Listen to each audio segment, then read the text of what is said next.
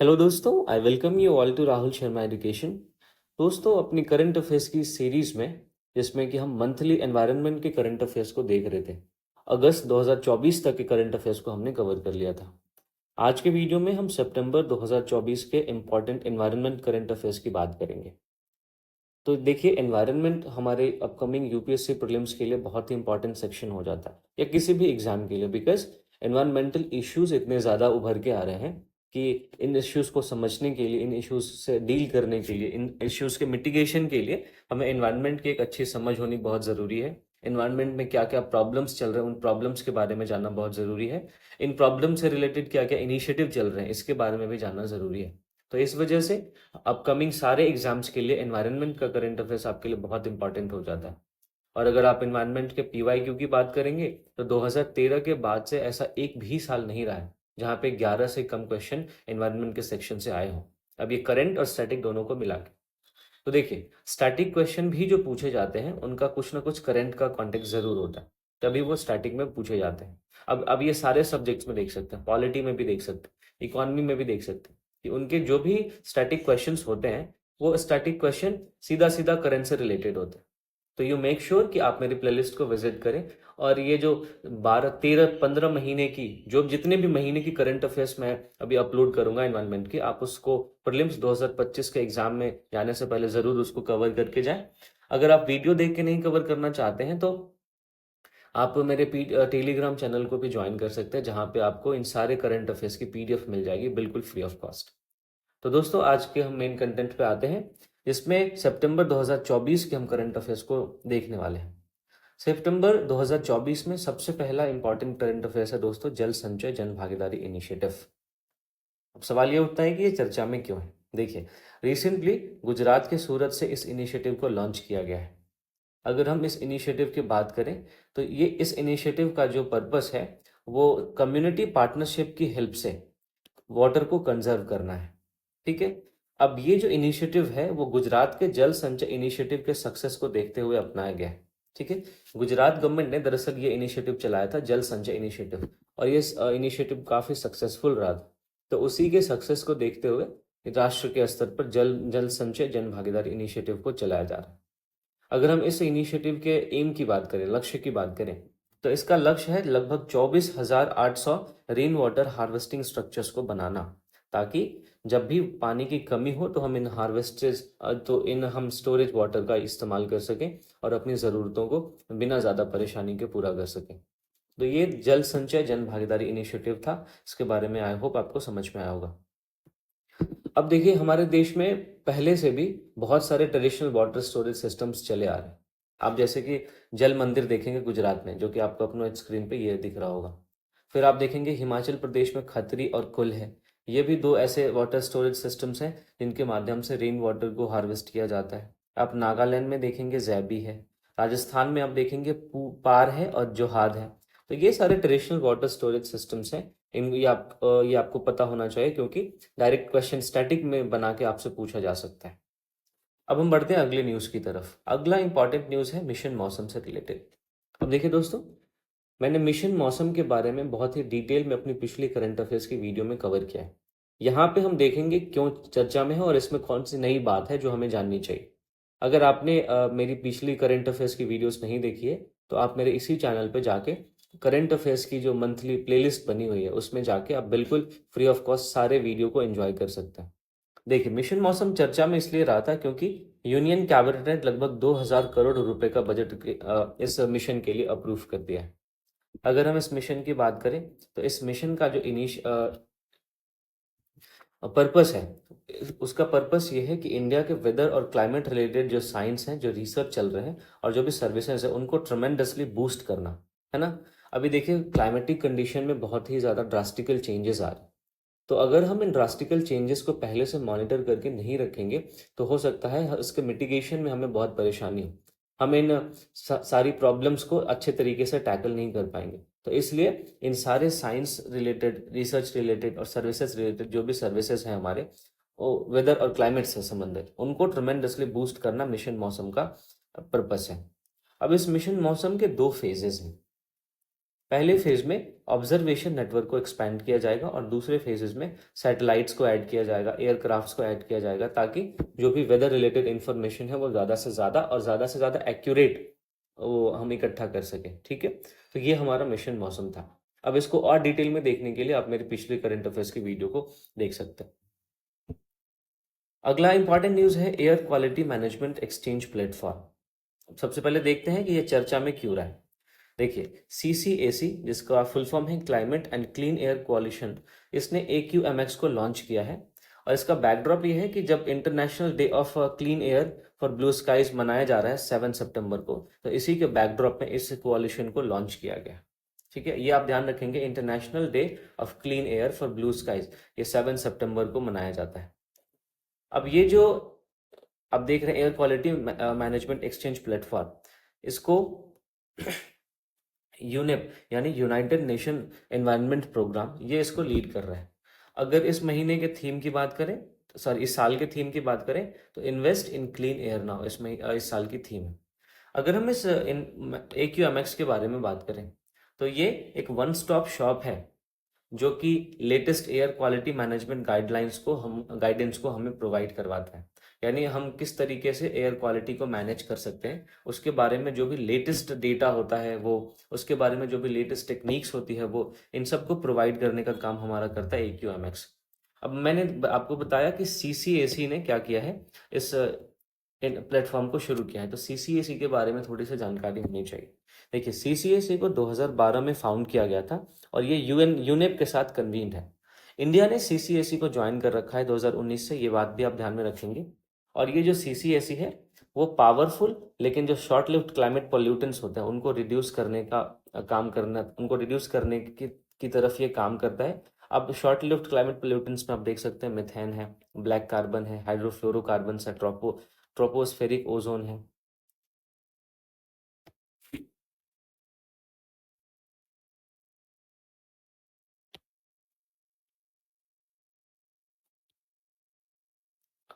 ठीक है, अब देखिए एयर क्वालिटी इंडेक्स जो हमारा इंडिया का है उसके बारे में हम एक बार जान लेते हैं। इसमें जो भी इंडेक्स है दोस्तों वो 500 तक है। आप देखेंगे 0 से लेके 500 तक। अगर एयर क्वालिटी इंडेक्स में ये जो पोल्यूटेंट्स हैं, इन पोल्यूटेंट्स की जो क्वांटिटी है, अगर वो 0 से 50 के, कॉन्सेंट्रेशन, क्वांटिटी नहीं, कॉन्सेंट्रेशन जो 0 से 50 के बीच में है तो गुड माना जाता है एयर क्वालिटी। फिर सेटिस्फैक्ट्री उसके बाद 51 से 100 के बीच में, ऐसे करके देखेंगे। 301 से जब 400 के बीच में पहुंच जाता है तो फिर इसको हम वेरी पुअर की कैटेगरी में रखते हैं। और 401 से 500 तक जब पहुंच जाता है तो हम इसको सीवियर की कैटेगरी में रखते हैं। तो अगर हम एयर क्वालिटी इंडेक्स जो कि इंडिया का है उसके पोल्यूटेंट्स की बात करें सॉरी, तो उसके पोल्यूटेंट्स में हम 8 पोल्यूटेंट्स को देखते हैं। पहला है PM10, PM2.5, फिर है NO2, फिर है ओजोन, फिर कार्बन मोनोऑक्साइड है, फिर SO2 है, फिर NH3 यानी अमोनिया है, और फिर है प्लम्बम यानी लेड। तो ये 8 ऐसे पोल्यूटेंट्स हैं जिनको कि हमारे एयर क्वालिटी इंडेक्स में शामिल किया गया है। अब ये आपको ध्यान में होने चाहिए, इसलिए मैंने यहाँ पे ये पिक्चर ऐड कर दिया है ताकि आप इसको बार बार पढ़ें और ये आपको ध्यान में होना चाहिए, क्योंकि यूपीएससी ने पहले भी इससे क्वेश्चन पूछा हुआ है। ठीक है, तो ये हमारा था air quality management exchange platform, इसके बारे में आप ध्यान में रखेंगे। अगला इंपॉर्टेंट न्यूज़ है दोस्तों air quality and climate bulletin. अब देखिए, इसके बारे में अगर हम बात करें तो एयर क्वालिटी और एंड क्लाइमेट बुलेटिन ये एक एनुअल बुलेटिन है, यानी कि प्रत्येक साल ये रिलीज होता है और इसको WMO रिलीज करने का काम करता है। अगर हम इस बुलेटिन में की फाइंडिंग्स की बात करें तो यूरोप और चाइना ने लोअर 2.5 कंसंट्रेशन को दिखाया है। वहीं USA और इंडिया ने PM2.5 जो है इसको इसके कंसंट्रेशन में इंक्रीज दिखाया है। तो आप देख सकते हैं कि यूरोप और चाइना PM2.5 को कंट्रोल करके रखते हैं। दोस्तों ये वही PM2.5 है जिसकी चर्चा मैंने जब आपसे एयर क्वालिटी इंडेक्स के पोल्यूटेंट की बात की थी तो वहां पे मैंने PM2.5 को किया था। PM2.5 का मतलब कि ऐसे पोल्यूटेंट्स जिसका डायमीटर 2.5 माइक्रोमीटर होता है। ठीक है, इसको हम PM2.5 कहते हैं। PM का फुल फॉर्म होता है पार्टिकुलेट मैटर। ओके, तो इस रिपोर्ट में एक और बात ये पता चली है कि क्रॉप्स पे भी पार्टिकुलेट मैटर का इम्पैक्ट बहुत ज़्यादा पड़ता है, क्योंकि ये क्रॉप्स जो है वो ये जो PM2.5 पोल्यूटेंट है ये क्रॉप यील्ड को 15% तक रिड्यूस कर देते हैं, क्योंकि इनसे सनलाइट रिड्यूस हो जाता है और फिर ये लीफ सरफेस जो है उन तक सनलाइट पहुंच नहीं पाता है। तो इस वजह से जो पार्टिकुलेट मैटर का कॉन्सेंट्रेशन होता है, स्पेशली 2.5 वाले पीएम का, तो उसका कॉन्सेंट्रेशन बढ़ने से हमारा क्रॉप यील्ड जो है वो 15% तक रिड्यूस हो सकता है। फिर एरोबायोलॉजी एडवांसमेंट में भी हम देखते हैं कि इस रिपोर्ट ने बताया है। तो एक बार देख लेते हैं कि एरोबायोलॉजी क्या होता है। देखिए, the study of the movement and impact of airborne biological particles और bio aerosol on humans, animals and plant health, इसी को हम एरोबायोलॉजी कहते हैं। यानी कि ह्यूमंस पे, एनिमल्स पे और प्लांट की हेल्थ पे जो बायो एरोसॉल हैं, जो ठीक है, बायोलॉजिकल जो पार्टिकल्स हैं, उनका क्या इम्पैक्ट पड़ता है, इसी की स्टडी करना एरोबायोलॉजी कहलाता है। अब बायो एरोसॉल मैंने यहाँ पे एक टर्म यूज किया, तो बायो एरोसॉल में आपका देखेंगे बैक्टीरिया आ जाता है, फंगल्स फंगल्स आ जाते हैं, फिर पॉलन ग्रेन्स आ जाते हैं, वायरसेस आ जाते हैं। तो ये सारे ऐसे हैं बायो एरोसॉल्स हैं, और इनका हमारे हेल्थ पे, एनिमल्स के हेल्थ पे, प्लांट्स के हेल्थ पे, सब पे क्या इम्पैक्ट पड़ता है, इसी की स्टडी को हम एरोबायोलॉजी कहते हैं। तो ये आप ध्यान में रखेंगे। अगला है दोस्तों इंपॉर्टेंट न्यूज, स्टील कार्बन के बारे में। ये चर्चा में क्यों रहा है, देखते हैं। इंडिया ने अपना पहला टील कार्बन स्टडी को शुरू किया है केवलादेव नेशनल पार्क में। अब आप मुझे कमेंट सेक्शन में जरूर बताएं कि केवलादेव नेशनल पार्क कहाँ है। देखिए, अगर आपसे केवलादेव नेशनल पार्क से क्वेश्चन पूछ लेगा तो उसका करंट बैकग्राउंड यही होगा, या फिर कोई नई स्पीशीज नेशनल पार्क में, केवलादेव नेशनल पार्क में कोई नई स्पीशीज को इंट्रोड्यूस किया गया होगा, तो उसके कॉन्टेक्स्ट में भी ये पूछ सकता है। तो ये आपके लिए बहुत जरूरी हो जाता है कि जहां पे भी ऐसे कुछ नेशनल पार्क का जिक्र है, वहां पे आप सारे नेशनल पार्क को जाके उसका लोकेशन देखें, कौन सी रिवर उस नेशनल पार्क से होकर फ्लो करती है, इन सारे इंफॉर्मेशन को जरूर देखें। तो चलिए हम टील कार्बन के बारे में सबसे पहले बात करते हैं। टील कार्बन का मतलब ऐसा कार्बन होता है जो कि non tidal fresh water wetlands में स्टोर होता है। और ये जो कार्बन स्टोर होता है वो वेजिटेशन में भी स्टोर हो सकता है, माइक्रोबियल बायोमास में स्टोर हो सकता है, फिर ये ऑर्गेनिक मैटर में जो डिसॉल्व हो सकता है। तो ये सारे ऐसे कार्बन होते हैं जो या तो वेजिटेशन में, या माइक्रोबियल बायोमास में, या फिर ऑर्गेनिक मैटर में डिसॉल्व होते हैं। इनको हम टील कार्बन कहते हैं। अब आप देख सकते हैं ये वेजिटेशन है, यहाँ पे जितने भी कार्बन जो है वो स्टोर हो गए हैं उनको हम टील कार्बन कहेंगे। ओके। अब टाइप्स ऑफ कार्बन आप देख सकते हैं यहाँ पे, पर्पल, ब्लू, टील, ग्रीन, अलग अलग टाइप के कार्बन होते हैं। तो आप इनको जब आप पीडीएफ डाउनलोड करेंगे मेरे टेलीग्राम चैनल से, जिसका लिंक आपको मेरे इसी वीडियो के डिस्क्रिप्शन में मिल जाएगा, तो वहां से आप टेलीग्राम चैनल ज्वाइन जरूर करें और इस पीडीएफ को डाउनलोड करके आप इसको पढ़ सकते हैं। अगला इंपॉर्टेंट न्यूज है दोस्तों, state of the rhino 2024 report. अब देखिए, इंटरनेशनल राइनो फाउंडेशन ने इस रिपोर्ट को रिलीज किया। ठीक है, अगर हम इस रिपोर्ट के की फाइंडिंग्स के बारे में बात करें, तो राइनो के जितने भी टोटल 5 स्पीशीज हैं, अब उनकी संख्या केवल लगभग 28,000 के पास पूरी दुनिया में बची रह गई है। ठीक है, अब देखिए, इसमें इस रिपोर्ट में यह भी बताया गया है कि अफ्रीका में जो राइनो पोचिंग है, यानी राइनोस का जो शिकार किया जाता है, वो 4% से बढ़ गया है। फिर यह भी बताया गया है इस रिपोर्ट में कि ग्रेटर वन हॉर्न राइनो, या जिसको हम इंडियन राइनो भी कहते हैं, उनके नंबर में कोई भी बढ़ोतरी नहीं हुई है, ना ही उनके नंबर में कोई कमी आई है। उनका नंबर जो है वो सेम रिमेन रहा है। तो ये आप देख सकते हैं, ये वन हॉर्न ये राइनो है, और इसी के टोटल 5 स्पीशीज इसकी पाई जाती है। अगला इंपॉर्टेंट न्यूज है टार्डिग्रेड्स के बारे में। देखिए, टार्डिग्रेड्स के बारे में दोस्तों अगर हम बात करें, जैसा कि आप अपने पिक्चर में देख सकते हैं, इसको हम वाटर बेयर या मॉस पिगलेट्स भी कहते हैं। ठीक है, ये टाइनी एक्वेटिक एनिमल है। एक्वेटिक मतलब पानी में रहने वाला जानवर है, जिसकी 8, इसके ये देख रहे हैं, ये इसके 8 पैर होते हैं। ठीक है, और ये लगभग हर हैबिटेट में पाया जाता है, ये बात भी आप ध्यान रखेंगे। अब ये एक्सट्रीम एनवायरमेंटल कंडीशन में भी अपने आप को जिंदा रख पाते हैं, सरवाइव कर पाते हैं। और ये इस तरीके से करते हैं, और माफ कीजिएगा, और ये जिस प्रोसेस से करते हैं उसको क्रिप्टोबायोसिस कहा जाता है। क्रिप्टोबायोसिस में दरअसल क्या होता है कि अपने बॉडी के मेटाबॉलिज्म को एकदम रोक लिया जाता है, और फिर जब कंडीशंस बेटर हो जाते हैं तो फिर अपने बॉडी के मेटाबॉलिज्म को रिवाइव कर लिया जाता है। इसको हम क्रिप्टोबायोसिस कहते हैं। तो ये जो टार्डिग्रेड्स हैं, ये भी क्रिप्टोबायोसिस करते हैं, और इसके कारण ये मतलब खराब से खराब एनवायरमेंटल कंडीशन में भी ये सर्वाइव कर पाता है। तो ये दोस्तों टार्डिग्रेड्स था। आई होप आप इसको ध्यान में रखेंगे। अब हम बात करते हैं वाटर स्पिनच के बारे में। देखिए, जो वाटर स्पिनच है वो ट्रॉपिक्स और सब ट्रॉपिक्स का नेटिव एक प्लांट है, और ये सेमी एक्वेटिक होते हैं, यानी कि पूरी तरह से पानी में नहीं पाए जाते, कुछ पानी के ऊपर भी पाए जाते हैं। और ये पेरेनियल प्लांट है। पेरेनियल प्लांट का मतलब ऐसे प्लांट्स होते हैं जिसकी लाइफ कम से कम 2 साल हो या उससे ज्यादा हो, हम इसको पेरेनियल प्लांट कहते हैं। अब ये जो वाटर स्पिनच है दोस्तों, ये फोलिक एसिड में, आयरन में बहुत ज़्यादा रिच होता है। साथ ही साथ ये एक्वाटिक हैबिटेट्स के प्यूरीफायर के तौर पे भी बहुत अच्छा काम करता है। तो वाटर स्पिनच के बारे में आप ये सारी बातें ध्यान में रख सकते हैं। अगला है एटाकामा सॉल्ट फ्लैट।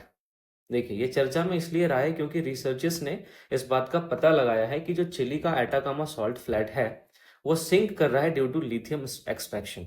हम इसके बारे में बहुत अच्छे से बात करेंगे, लेकिन अभी मैं आपको बता दूं, एटाकामा सॉल्ट फ्लैट जो है ये रहा चिली का एटाकामा डेजर्ट। इसी में, यहीं पे आपको एटाकामा सॉल्ट फ्लैट देखने को मिलेगा, इस वाले एरिया में। आप तस्वीर उसकी देख सकते हैं, कितनी खूबसूरत तस्वीर है ये। चलिए, अगर हम इसके बारे में, एटाकामा सॉल्ट फ्लैट के बारे में बात करें, तो इसको सालार डी एटाकामा भी कहा जाता है। और ये बिगेस्ट सॉल्ट डिपॉजिट है चिली में। अब आप देख सकते हैं, ये रही चिली, इसके ऊपर आप देख सकते हैं ये पेरू है। साथ में इसकी बोर्डरिंग कंट्रीज में हम देखें तो अर्जेंटीना है, बोलीविया है। अब मैंने अभी आपको बताया कि लिथियम एक्सट्रैक्शन के कारण चिली के एटाकामा सॉल्ट फ्लैट जो है वो सिंक कर रहे हैं। तो लिथियम यहाँ पे बहुत ही ज्यादा मात्रा में पाया जाता है। आप देखेंगे कि चिली, अर्जेंटीना और बोलीविया, इन तीनों को मिला के हम लिथियम ट्रायंगल कहते हैं।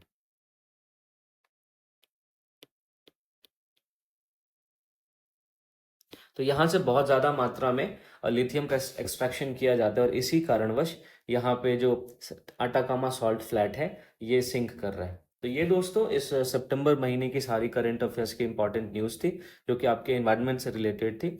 मैं उम्मीद करता हूँ इससे आपको बहुत सारी चीज़ें पता चली होंगी और इससे आपको आपकी तैयारी में बहुत हेल्प मिलेगा। इस जानने से पहले मैं आप सबको एक बार फिर से याद दिला दूं कि अगर आपने इस वीडियो को अभी तक लाइक नहीं किया है तो लाइक ज़रूर करें। आपको मेरी वीडियोस पसंद आ रही है तो मेरे चैनल को सब्सक्राइब ज़रूर करें। और आप मेरे चैनल पे और भी बहुत सारे वीडियोस को एंजॉय कर सकते हैं। फॉर एग्जांपल, आप लक्ष्मीकांत की पूरी प्लेलिस्ट एंजॉय कर सकते हैं, आप एनसीईआरटी सीरीज़ को एंजॉय कर सकते हैं, है ना। और अगर आपको इस सेशन का पीडीएफ चाहिए तो आप मेरे टेलीग्राम चैनल को ज्वाइन कर सकते हैं, जिसका लिंक आपको डिस्क्रिप्शन में मिल जाएगा। Thank you for watching.